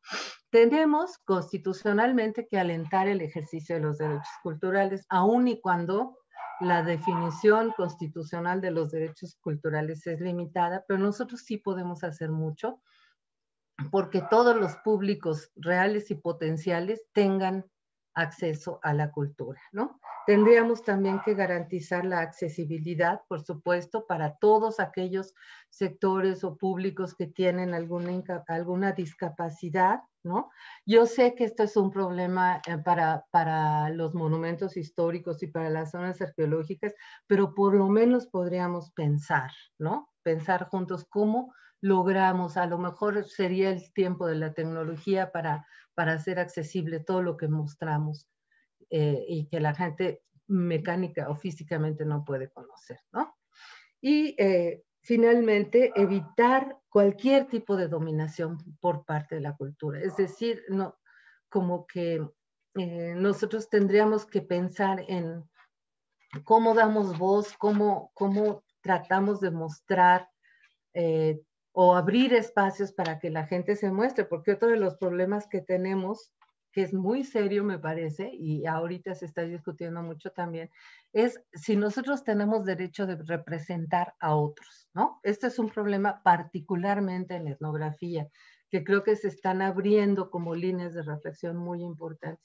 ¿Cómo le hacemos para evitar estas formas de dominación o esta jerarquización? En el Museo de Antropología no puede evitar, ¿no?, el altísimo contraste que hay entre ciertas, por ejemplo, pienso en la sala Maya del Museo Nacional de Antropología Arqueológica, y es así como impresionante, y subes a la sala etnográfica de la población maya y hay una distancia enorme porque está hecha con una mirada de los años 60, ¿no?, que es como muy elocuente, ni siquiera tengo que abundar en eso.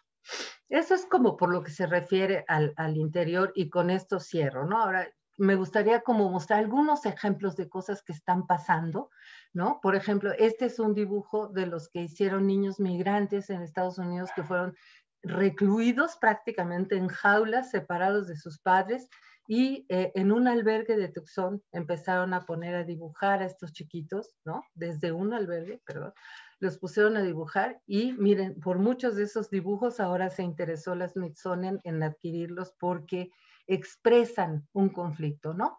Que tiene mucho que ver con lo que ahora pensamos que es la museología crítica. Y esto viene en contraste con las ideas únicas, lineales, evolutivas hacia el progreso, ¿no? Este es otro ejemplo en el Museo del Louvre, que en el marco de una convención de estas ambientalistas que había, una de esas convenciones en las que vienen muchos gobiernos y no sé qué, y se juntan este grupo de gentes a protestar porque el Museo del Louvre estaba recibiendo financiamiento de grandes petroleras del mundo, ¿no?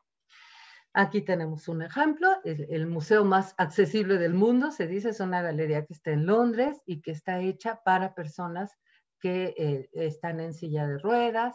Este es otro ejemplo, muy padre, me gusta mucho porque varios museos de Nueva York, cuando Trump decidió impedir la entrada de musulmanes a los Estados Unidos, no sé si recuerdan ustedes, esta es una foto del Met, quitaron muchas obras para poner obras de artistas musulmanes, y esta foto representa justamente la intención, una mujer musulmana viendo una obra de arte de un musulmán.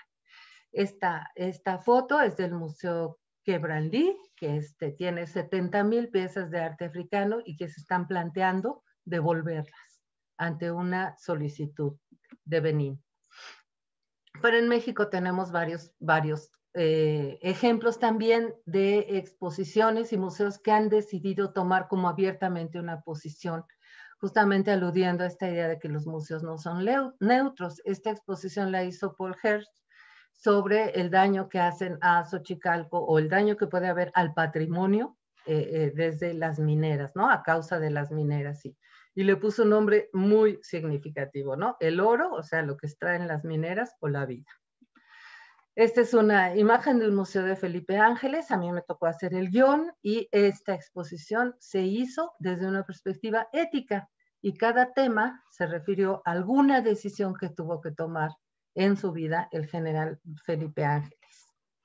Y cierro con este diseño de una museógrafa muy maravillosa que está en el Museo Nacional de Antropología, Edith Alonso, que está pensando en mobiliario para hacer más accesible el Museo Nacional de Antropología.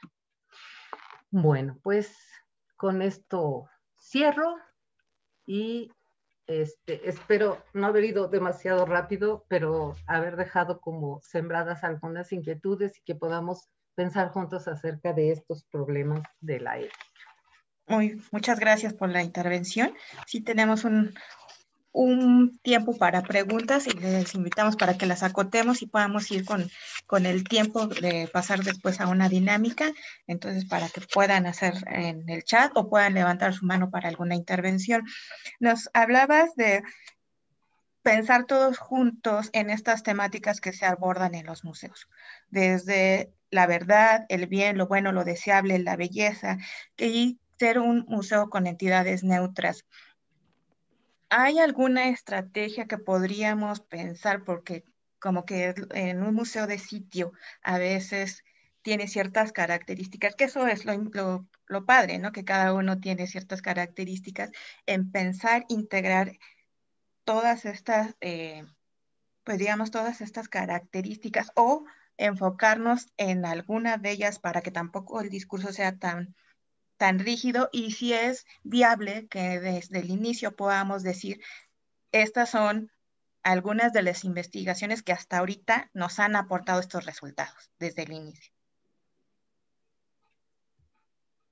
Pues sí, yo creo que sí. Yo creo que tenemos que pensar esto. Miren, algún día, porque esa era la otra opción que había con Lulú, de hablar de guiones, cómo se hace un guión.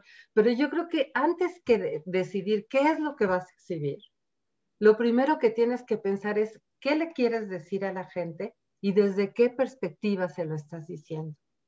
Yo creo que es algo que casi no hacemos, pero estamos empezando a hacer, ¿no? Yo estoy muy fascinada con el equipo científico del Centro INA Morelos, porque antes que pensar en colecciones y en todo eso, estamos o sea, definiendo, ¿no?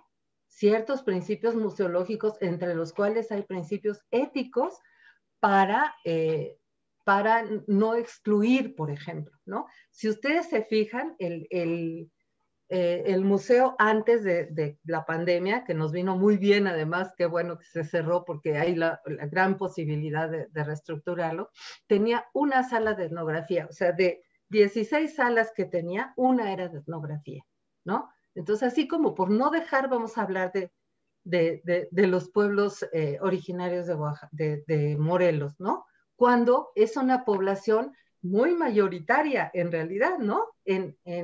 Entre los que son mestizos y los que están ignorados en el museo anterior, ¿no? Y los museos que tienen en distinto grado una matriz cultural indígena, no estaban representados, ¿no? Y la arqueología tiene un gran espacio, yo no lo dudo, porque yo no quiero quitarle importancia a la arqueología, lo que digo es que un museo que pretende ser regional y que pretende dar cuenta de los procesos culturales de una entidad, por pequeñita que sea, muy compleja, tiene que equilibrar también el peso específico que tiene cada tema, ¿no? Entonces creo que en el planteamiento arqueológico del museo hay 3 arqueólogos que son muy respetables para mi gusto, porque ellos son los que están planteando que no haya o sea, más bien que haya una perspectiva de género, que haya una perspectiva exocéntrica, ¿no? Y que y ahí yo creo que Marco va a brincar de alegría, porque lo que estamos tratando es como demostrar no solo lo que hacían la gente del poder en esta época prehispánica, ¿no? Que bueno, estamos en la búsqueda de un término que sea un poco mejor, ¿no? Que tenga una perspectiva incluyente, como decíamos, ¿no? Que se hable de toda la diversidad en términos arqueológicos y etnográficos, ¿no? Que se hable de las broncas, que se hable de conflictos, de la resistencia, en fin, ¿no? Se está construyendo. Yo creo que es un experimento interesante porque sí, desde el principio hay esta intención. Entonces, en ese sentido, yo no sé si estoy contestándote, Judith, pero yo creo que sí tendríamos que tener esta intención comunicativa, que además puede ser, fíjense, yo que he trabajado, he leído, yo digo que soy autodidacta en educación, he leído mucho más de educación que de antropología. Para los niños puede ser mucho más fascinante saber que hay cosas que todavía no se saben, ¿no? Que aprenderse de memoria lo que creemos que ya es la neta del planeta, ¿no? Entonces creo que es muy conveniente hablar en términos hipotéticos. Muy bien, me parece una muy buena propuesta de que siempre las verdades, sobre todo porque en la ciencia va avanzando, ¿no? Y siempre hay cosas nuevas. Por aquí nos preguntan, y ahorita tengo una breve intervención de la doctora Gallardo. Sí. precisamente hablan de esta parte de las carencias que hay de presupuestos en el INAH, ¿no? Nos dicen, el discurso fundacional del instituto es de enfoque moderno positivista. ¿Cómo ir cambiando este discurso para volverse inclusivo y de verdad presentar temáticas desde la museología crítica y la participativa? Y aquí mismo nos preguntan qué pasó con la labor de Guillermo Bonfil Matalla, por ejemplo, ¿no? Sí, no, yo creo que tiene toda la razón, lo estamos retomando nosotros, inclusive, ¿no? Pero además no nomás nosotros, porque fíjense, ahora con que estoy trabajando en Morelos he tenido que leer mucho de esta red de etnoecología y patrimonio biocultural, y ellos mismos reconocen a Bonfil como uno de los fundadores, ¿no? ¿Se acuerdan? La primera exposición que hace Bonfil en el Museo de Culturas Populares es sobre el maíz y demuestra que es una planta cultural, que por sí misma no se puede reproducir, ¿no? Entonces, ese es el enfoque que tiene toda la parte de etnografía que se está planteando para el museo, el patrimonio biocultural, porque eso además, ese enfoque permite entender de otra manera las relaciones entre comunidades y su ambiente, y entonces te explicas mejor la cosmovisión, te explicas mejor la regionalización, te explicas mejor la religiosidad, ¿no? Entonces yo creo que es un experimento interesante y tiene que ver justamente con estos planteamientos de Bonfil y tiene que ver con reconocernos como toda la riqueza que implica la diversidad, porque en el INAH, en sus años de origen, se buscaba, y esto se puede explicar muy bien históricamente, se buscaba una unidad nacional, ¿no? Una identidad nacional. Aquí que vengan los mexicanos y se reconozcan. Yo me acuerdo haber leído un párrafo de Dávalos Hurtado cuando estaba justificando la creación del Museo Nacional del Virreinato. Decía que vengan los mexicanos y encuentren aquí sus dos raíces, ¿no? La indígena y la española. Pues yo creo que ahorita a María Elisa Velázquez le darían espasmos y convulsiones, ¿no? Porque, y eso trato de responder, ¿cómo cambiar? Pues se cambia primero, yo creo, por el valor de la investigación que hacen los profesionales en el instituto, porque se ha ido demostrando, y aquí hay una tercera raíz que es muy valiosa, ¿no? O sea, llegarían 35,000 españoles, pero llegó 500,000 de negros. ¿Cómo se explican ustedes que en el Museo Regional de Guerrero no esté la población negra? En un museo regional. Entonces yo creo que la investigación da fundamentos, pero también tenemos que tener esta perspectiva ética de qué decimos, qué omitimos y asumir la responsabilidad de lo que estamos omitiendo y de lo que estamos diciendo, ¿no? Muy bien, de justo situarnos en este presente y saber de dónde venimos, dónde estamos y para dónde vamos. Lulú, ¿quieres hacer una intervención, por favor? Yo, bueno, quiero aprovechar para felicitar a Marco, pero Diana, increíble tu ponencia porque a mí me hizo pensar por supuesto, en el museo donde yo trabajo, que es el Templo Mayor, como ustedes saben, y cómo no de una manera ética, bueno, me atrevo a hablar por todos, pero yo no creo que nadie se hizo ese planteamiento ético, pero como la idea es que nosotros estamos anclados a un proyecto arqueológico que sigue dando nuevos datos y que seguirá en un futuro incierto, afortunadamente para nosotros, hemos entendido que nuestras salas permanentes son realmente exposiciones temporales un poquito más largas que las que se ponen abajo, pero que enseñan los avances hasta la fecha de los investigadores. Y eso es súper interesante porque ha mantenido el interés de todo el público que desde 1978 está como muy vinculado con Templo Mayor. Pero aquí hay una limitante administrativa, que es una de las cosas que nos contienen, pero que también a veces nos limitan. Lo lamento, Jorge, administrativo, pero son indispensables. Nosotros tenemos unas salas permanentes que tienen un presupuesto, que tienen unas partidas y no se pueden estar cambiando todo el tiempo. Entonces, pienso en el Museo de Antropología con la enorme reestructuración del 2000. ¿Cómo poder plantear que no somos la única frontera? Nosotros, les decía, en Templo Mayor sí lo tenemos claro, pero no por esta perspectiva ética, sino por los resultados constantes del proyecto arqueológico y del programa de arqueología urbana y de lo que nos ha quedado claro, cómo sigues haciendo descubrimientos arqueológicos en las vitrinas y en la bodega, piezas que ya fueron sacadas, ¿no? Es replantear otra vez lo que hemos hecho, y yo creo que eso sí se nota en el museo. Pero cómo crear también esas plataformas administrativas para que operen realmente esas ideas y puedas incluir estas nuevas visiones o estas nuevas concepciones que se han llevado a cabo de una manera como muy empírica o intuitiva, pero buena en algunas instituciones del mismo INAH, ¿no? Gracias, Elena. Pues mira, yo digo que pensemos juntos y juntas, pero pienso, por ejemplo, que Bonfil nos enseñó muchas cosas, ¿no? Yo acabo de dar una platiquita así para gente de la Dirección Técnica de la Coordinación de Museos sobre ese modelo de culturas populares, porque Bonfil creo que hizo el primer proyecto museológico así formalmente que yo conozco. Digo, yo no conozco todo, pero de lo que yo conozco, él hizo el primer proyecto museológico, ¿no? Y él nunca pensó en hacer un museo con exposiciones permanentes.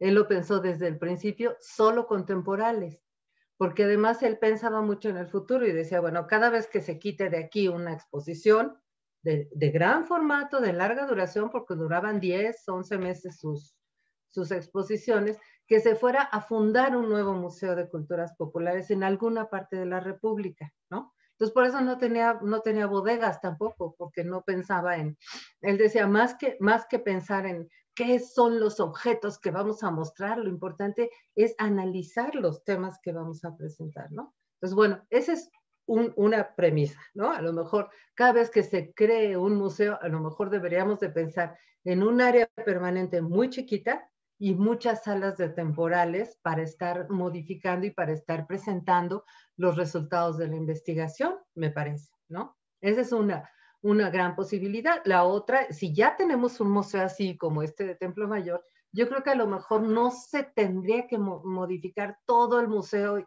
pero sí se puede modificar el discurso, eso sí, porque nosotros a veces presentamos, no sé si sea el caso de Templo Mayor, porque nunca he hecho un análisis del discurso de Templo Mayor, pero a veces presentamos visiones así como sin apelar a la dinámica de las poblaciones y de la cultura y todo eso. A lo mejor podríamos cambiar las cédulas, ¿no? Podríamos cambiar el orden de algunas cosas, pero antes que tomar esa decisión tendríamos que decidir, tendríamos que reflexionar y tomar decisiones de qué es lo que queremos cambiar y por qué, ¿no?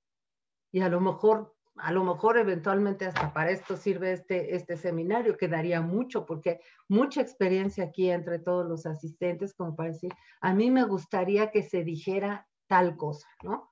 Porque de pronto uno tiene visiones muy estereotipadas de lo que eran los aztecas, ¿no? La guerra y la fertilidad, y de repente resulta ahora que a lo mejor ni era tan importante la guerra, sino que era más importante, yo qué sé, el comercio, no lo sé, ¿no? Pero siempre tenemos, y yo lo que he visto es que, la verdad no es porque esté Pati aquí, pero yo sí veo que en sus temporales están buscando nuevas maneras de decir, ¿no? Como decía el otro día Marcela Tostado en una de las reuniones del Cuauhnáhuac, decía hacerle nuevas preguntas a los viejos objetos, ¿no? Y por ahí a lo mejor podríamos ir encontrando algunas cosas que quisiéramos modificar. Y miren, como hicieron los chinos la Gran Muralla, ¿no? Poco a poquito. Yo digo, pero tener la intención comunicativa clara. Muy bien, justo aquí tenemos un comentario de Pati justo diciéndonos esto, ¿no? Aunque hay que hablar también de la imagen de un museo que cambia y modifica sus discursos, hay que borrar totalmente no borrar lo que antes se decía, ¿no? Como nos pone un ejemplo de un museo en Estados Unidos que mantiene su diorama antiguo y se explica que hace unos años se pensaba así como eran las cosas, ¿no? Bueno, eso lo vemos en infinidad de museos y más bien ahora lo que toca es ir renovando cómo han cambiado algunas cosas, pero mantener a lo mejor esa historia de esos discursos también nos podría ayudar a entender, ¿no? Las mejores preguntas a veces son las que hacen los niños, ¿no? Siempre son los que nos ponen unos retos tremendos, así de decir qué hacían, qué comían, dónde vivían, dónde dormían, son las clásicas Exacto. preguntas que uno de repente se dice, oh, es que todavía no encuentro, no he excavado la cama, ¿no? Donde dormía, ¿no? Afortunadamente hay lugares donde sí las han encontrado en contexto, pero llegar a veces a ese tipo de resultados, pues es de mucho tiempo de investigación, pero gracias a que se ha permanecido algunos materiales y se han visto desde otras perspectivas, con otras técnicas, pues hemos logrado tener nueva información, ¿no? Por ahí, en el caso de Templo Mayor, pues gracias a que se han preservado algunos restos de tierras que nadie había pensado que en el futuro iban a encontrar una técnica para poder descubrir algo que ni en la biología sabíamos, pues fue impresionante, ¿no? Ver por ahí, por ejemplo, las especies de mar que no conocíamos en ciertas dimensiones arqueológicas y que ayudó a saber también posibles causas de su evolución dentro de sus hábitats.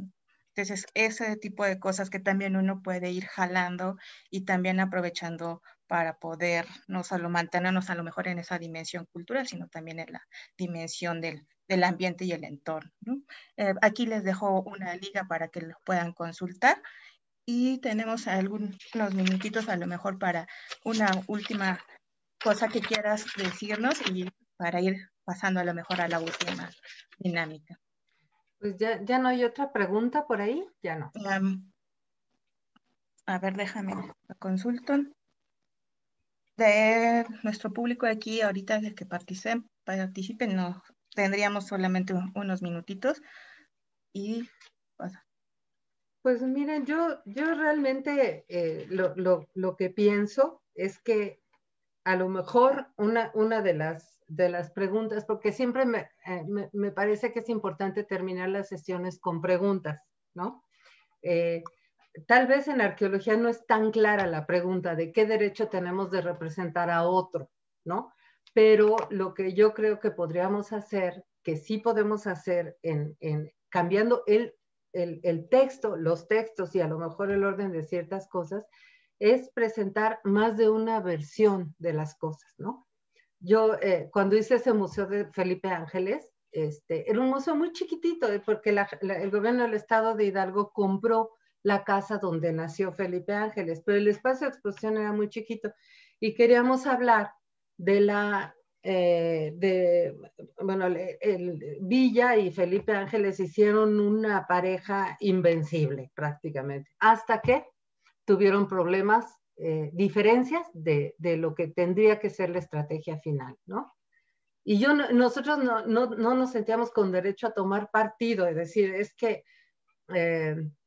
este era el planteamiento y uno ganó. No queríamos, entonces nos ocurrió, como éramos muy pobres además, es poner 2 audios, ¿no? Y en un audio poner el planteamiento de Felipe Ángeles y en otro audio el planteamiento de Francisco Villa, y que la gente decidiera, ¿no? Nada más queríamos mostrar que había 2 estrategias perfectamente bien fundamentadas, pero excluyentes, ¿no? Y esas cosas, y hablar también de la resistencia, de las resistencias. Por ejemplo, yo he hecho algunos guiones ahora en los últimos años en exconventos o para exconventos agustinos, ¿no? Y yo veo que en los museos, por ejemplo, en el Museo de Tepozotlán, no se habla prácticamente de la evangelización, pero sí se habla como de arte, ¿no? De arte virreinal. Es un museo muy orientado a presentar el arte. Pero ¿qué pasaba con los pueblos originarios? ¿Qué instituciones indígenas se afectaron, se destruyeron, se modificaron? ¿Qué onda con la gente, no? ¿Cuál era el tributo que tenían que pagar? ¿Cómo influyeron las epidemias? Todo eso no se hablaba, ¿no? Pues pronto Entonces, estaremos trabajando en esos temas justamente. Bueno, ahora que están con la conquista, ¿no? Ustedes. Nosotros creo que el común de los mortales tenemos la impresión de que vinieron los españoles, que eran 30 o 300, y vencieron a los aztecas y ya estuvo la cosa, ¿no? Y no es así, ¿no? Y además de que los mexicas eran los malos, ¿no? Porque eran los que tenían a Tlaxcala con la pata. Hay una serie de estereotipos ahí, inclusive que sí trabajé una vez ética en Tlaxcala. Creo que la lápida que cargan los tlaxcaltecas como los grandes traidores de la historia también es una lápida muy injusta, ¿no? Y yo creo que tendríamos nosotros como investigadores muchas herramientas para poner los dilemas a consideración de nuestros visitantes. Eso creo que esa sería algo como muy importante también, ¿no?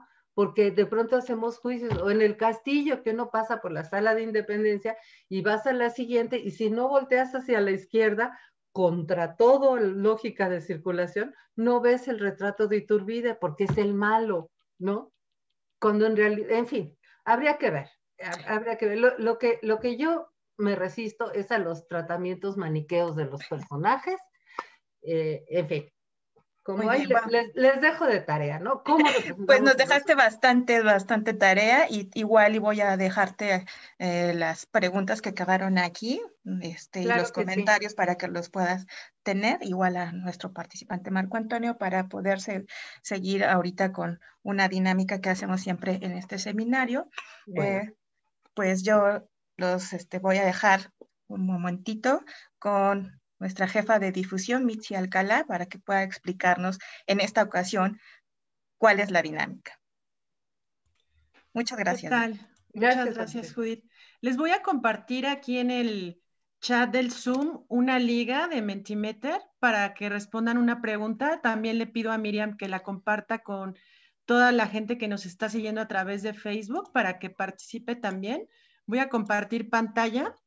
El día de hoy la pregunta engloba un poco de alguna manera a ambas ponencias y es ¿cómo se podría traducir para el público la investigación arqueológica en los guiones museográficos? Entonces los invitamos a darle clic a la liga que les compartí para que compartan con nosotros su opinión. Esta liga va a estar activa unos días, así que no necesariamente lo tienen que hacer en este momento, pueden pensarlo un poco y respondernos. Adelante, conforme vayan ustedes escribiendo, como ven ya apareció la primera participación. ¿Cómo se podría traducir para el público la investigación arqueológica en los guiones museográficos? Integrando muchas imágenes y recreaciones artísticas con base en las investigaciones científicas en el cedulario de los sitios. Esa es la primera participación.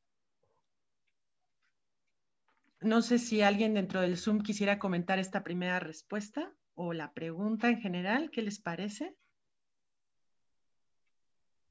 Bueno, quiero aprovechar, Mitzi, para recordarles que estas dinámicas están siendo compiladas para presentarse a ustedes, para presentarles los resultados en cada 4 sesiones. Vamos a hacer un recuento de lo que han sido las dinámicas, y por lo que los invitamos a que sigan participando y de esta manera podamos retroalimentar de manera conjunta, que ese es el objetivo del seminario, poder pensar en las posibles soluciones. Todos tenemos las problemáticas, pero igual, como nos dice Diana, pensemos juntos, ¿no? ¿Cuáles serían estas alternativas? Y pues también quiero aprovechar para invitarlos a la siguiente conferencia que nosotros tendremos. Vamos a tener la participación el día 15 de marzo de 2 expertas en restauración, la restauradora Dulce María Grimaldi y la restauradora María Barajas. No se lo pierdan y aquí vamos a estar esperándolos nuevamente. Bueno, les leeré una participación que acaba de ingresar.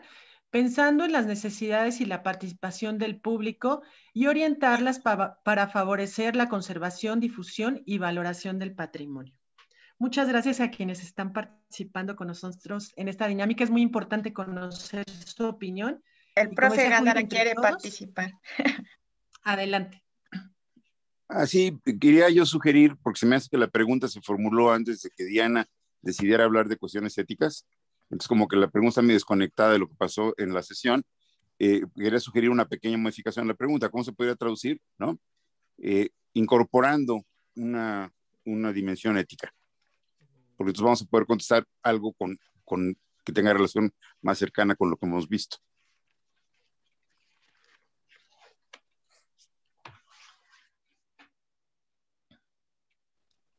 ¿Sí me vieron? De acuerdo. Sí. Si gustan, entonces la cambio y rehacemos el ejercicio, o la guardamos y pongo la liga de votación para que vayan votando después. Como me digan. Sí, mejor la dejamos, pero incorporamos esta idea que sobre ética. pone Manuel.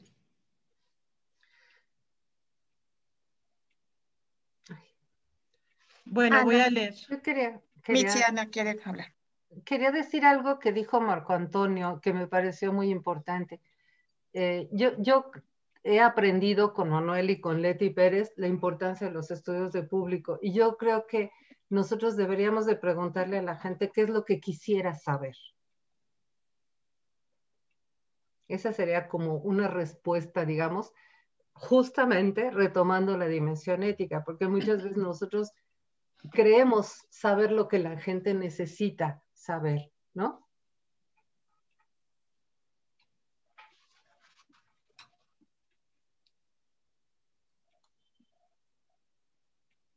Bueno, dejaré de compartir pantalla. Ya vieron algunas de las otras participaciones. De todas maneras, les vamos a compartir en la próxima sesión los resultados de estas dinámicas que hemos hecho, como ya lo comentó Judith. Y bueno, esta pregunta sería entonces orientada a la cuestión ética, como lo comentó el doctor Gándara. Okay. Muchas gracias.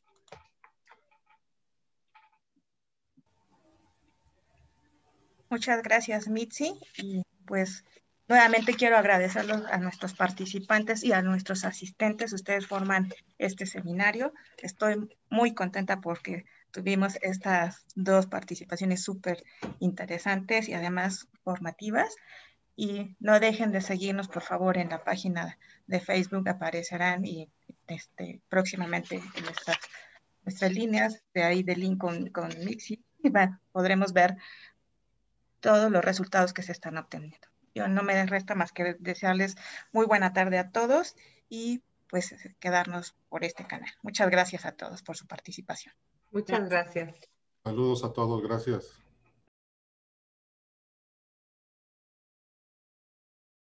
Instituto Nacional de Antropología e Historia. Secretaría de Cultura. Gobierno de México.